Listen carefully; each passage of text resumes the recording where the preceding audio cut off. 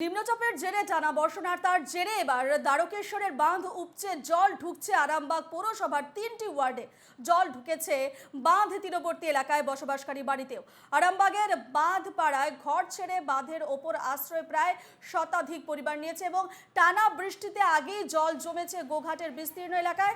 এবার দ্বারকেশ্বর নদের জল উপচে বিপদ বাড়াচ্ছে আরামবাগ শহরের বাসিন্দাদের। আমরা এ নিয়ে বিস্তারিত জানবো, সরাসরি রয়েছেন আমাদের প্রতিনিধি তুহিন পাত্র। যে ছবি আমরা দেখতে পাচ্ছি তুহিন, আরামবাগ শহরের একেবারে বিস্তীর্ণ এলাকায় একেবারে জলমগ্ন, ঠিক কোথায় তুমি রয়েছো এবং এই মুহূর্তে সেখানকার কি পরিস্থিতি?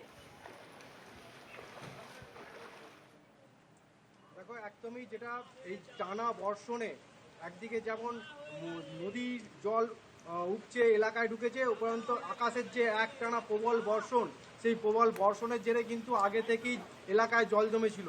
আর দুয়ে এক হয়ে কিন্তু এই মুহূর্তে আরামবাগ পৌরসভার বেশ কয়েকটি ওয়ার্ডে জলমগ্ন।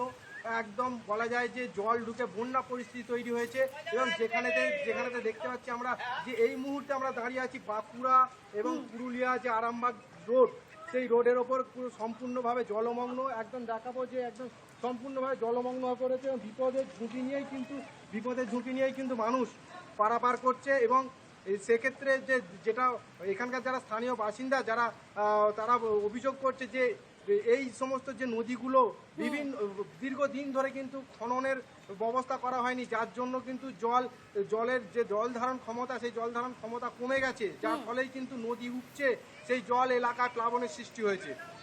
একেবারে সেই ছবি আমরা দেখতে পাচ্ছি, জলমগ্ন হয়েছে পুরো এলাকা।